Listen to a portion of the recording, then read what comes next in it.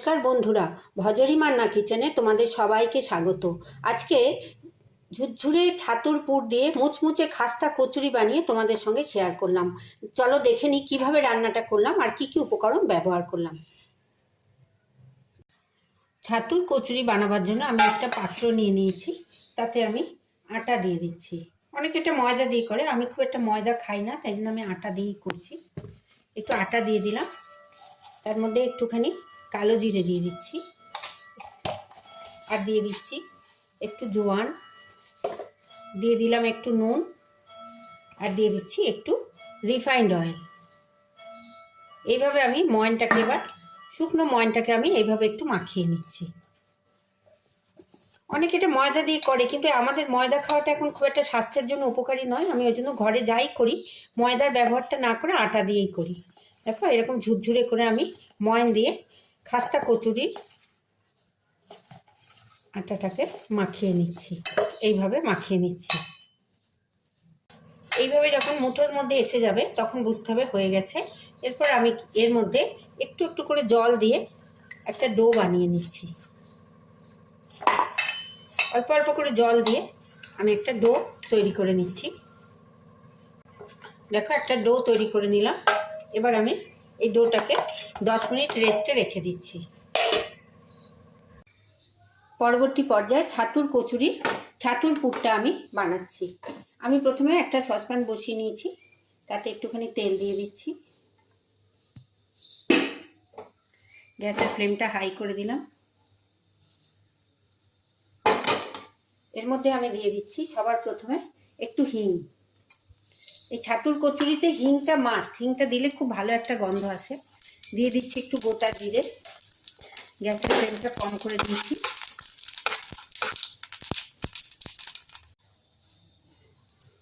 জিরেটা যখন একটু লাল লাল করে ভাজা হয়েছে এর মধ্যে দিয়ে দিলাম আদা আর কাঁচা লঙ্কা। আদা কাঁচা লঙ্কা থেতো করে রেখেছিলাম, ওটা আমি দিয়ে দিলাম। এরপরে আমি এর উপরে দিয়ে দিচ্ছি ছাতু। আমি এখানে একটু পুরের জন্য ছাতু দিয়ে দিলাম। আদা কাঁচা লঙ্কা হিং জিরে সবের সঙ্গে আমি ছাতুটাকে একটু নাড়িয়ে নিচ্ছি, একটু ভাজা ভাজা করে নিচ্ছি। এই পুরটাই আসলে এই ছাতুর খাস্তা কচুরির এই ছাতুর পুরটা যদি ঠিক মতো হয় কচুরিটা খেতে খুব ভালো হয়। আর যখন ময়দা বা আটাটা মাখা হয়, যদি ময়নের ভাবটা ঠিক থাকে তাহলে কচুরিটা খুব খাস্তা হয়। দেখো এর মধ্যে আমি একটু দিয়ে দিচ্ছি এবার একটু লঙ্কা গুঁড়ো। আমি একটু কাঁচা লঙ্কা দিয়েছি, তাও একটু লঙ্কা গুঁড়ো দিলাম, একটু ধনে গুঁড়ো দিয়ে দিলাম। খুব ভালো করে আমি নেড়ে নিচ্ছি, ছাতুটাকে ভাজা ভাজা করে নিচ্ছি। ছাতু ভাজলে একটা গন্ধ আসে, খুব সুন্দর একটা গন্ধ আসছে। ছাতুটা আমি এইভাবে ভেজে নিচ্ছি। এরপরে আমি গ্যাসের ফ্লেমটাকে কমিয়ে দিয়ে দিচ্ছি পাতিলেবুর রস। একটু পাতিলেবু কেটে রেখেছিলাম, তার রস দিয়ে দিচ্ছি। গ্যাসের ফ্লেমটাকে এই পর্যায়ে আমি বন্ধ করে ছাতুর সঙ্গে লেবুর রসটাও মাখিয়ে নিচ্ছি। এই সময় গ্যাসটা অফ না করলে লেবু আছে তো একটু তেতো হয়ে যাওয়ার ভয় থাকবে। আমার ছাতুর পুরটা রেডি হয়ে গেল। আদা লঙ্কা কুচি গোটা জিরে হিং লেবুর রস সব দিয়ে দেখো আমি ছাতুর পুরটাকে তৈরি করে নিলাম। এবার আমি পরবর্তী পর্যায়ে চলে যাচ্ছি। আমি ছাতুর পুরটা একটু নুন দিতে ভুলে গেছিলাম, মনে পড়ে গেল, তাই জন্য একটু নুন দিয়ে আবার একটু নাড়াচাড়া করে নিচ্ছি। নুন দিয়ে নাড়াচাড়া করে এবার আমি এটা ঠান্ডা হতে ছেড়ে দিচ্ছি। নেক্সট স্টেপে আমি এখানে যে ডোটা তৈরি করে রেখেছিলাম খুব সুন্দর নরম হয়ে গেছে, সেই ডোটা এবার আমি হাতে করে ডো বানিয়ে নিচ্ছি। একটু বড় বড় করে লেচি বানিয়ে নিচ্ছি। আমি এখান থেকে 4টে ডো বানিয়ে নিলাম। খুব ভালো করে এটাকে গোল গোল করে নিচ্ছি।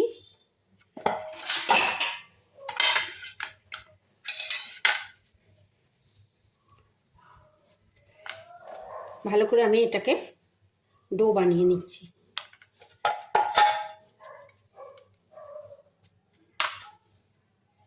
এরপরে আমি এই যে ডোটা বানিয়েছি সেই ডোটাকে একটা বাটির আকার দেব।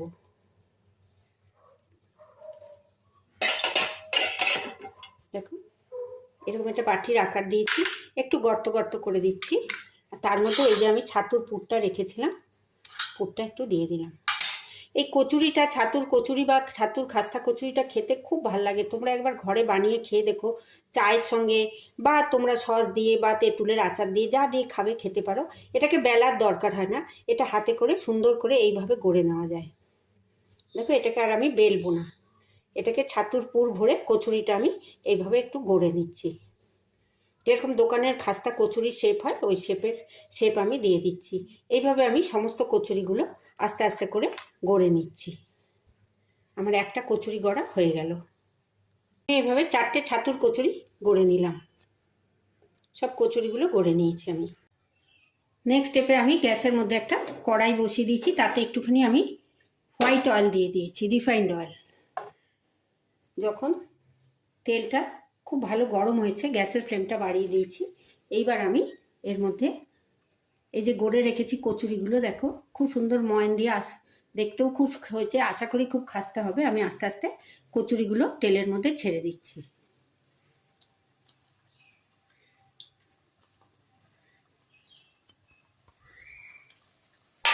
আমি কচুরিগুলোকে তেলের মধ্যে ছেড়ে দিলাম। তেলটা একটু গরম হচ্ছে। এইভাবে কচুরি বানিয়ে তোমরা চা দিয়ে বিকেলে স্ন্যাক্স বা বাচ্চাদের টিফিনেও দিতে পারো। ছাতু খুব উপাদেয় খাবার। একটুখানি কচুরি বানিয়ে চা দিয়ে বা সস দিয়ে বা অনেকে তেঁতুলের আচার দিয়েও এটা খায়।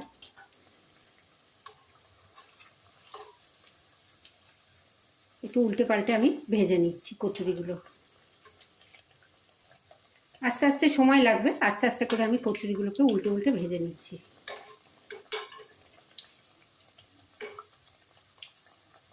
কচুরিগুলোকে দেখো আমি আস্তে আস্তে লাল করে ভেজে নেব, উল্টে পাল্টে ভাজতে ছেড়ে দিচ্ছি।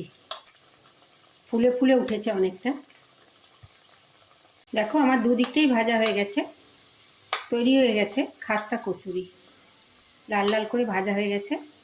এবার আমি এটাকে গ্যাসটা বন্ধ করে দিলাম। গ্যাসের ফ্লেমটা বন্ধ করে দিয়ে আমি এবার কচুরিগুলোকে তুলে নিচ্ছি। আমি কচুরিগুলোকে একটা প্লেটে তুলে নিয়েছি। খুব সুন্দর দেখতেও হয়েছে, খুব খাস্তাও হয়েছে। দেখো আওয়াজটাতেই বোঝা যাচ্ছে খুব খাস্তা হবে। আমি এইগুলোকে একটা প্লেটে তুলে নিলাম। এরকম কচুরি বানিয়ে তোমরা ঘরে খেয়েও চায়ের সঙ্গে বা তোমরা সস দিয়েও খেতে পারো। আমি সস দিয়েই পরিবেশন করছি। এরকম ঝুরঝুরে ছাতুর পুর দিয়ে মুচমুচে খাস্তা কচুরি তোমরা বানিয়ে ঘরে খেয়ে দেখো। যদি আমার এই ভিডিওটা তোমাদের ভালো লাগে, অনেক লাইক শেয়ার কমেন্ট করো, সাবস্ক্রাইব করে বেল আইকন প্রেস করো, যাতে আমার সমস্ত রান্নার ভিডিও তোমরা সবার আগে দেখতে পাও। কোন বন্ধু কোথা থেকে দেখছো জানিও। যারা আমার পুরনো বন্ধু তাদের জানাই আমার অসংখ্য ধন্যবাদ। যারা আমার নতুন বন্ধু তাদের কাছে অনুরোধ রইল আমার চ্যানেলটাকে সাবস্ক্রাইব করার। সবাই খুব ভালো থেকো, সুস্থ থেকো, সাবধানে থেকো। এইভাবে একবার ছাতুর কচুরি বানিয়ে তোমরা ঘরে খেয়ে দেখো। কমেন্ট বক্সে লিখে জানিও কেমন হয়েছে। ধন্যবাদ।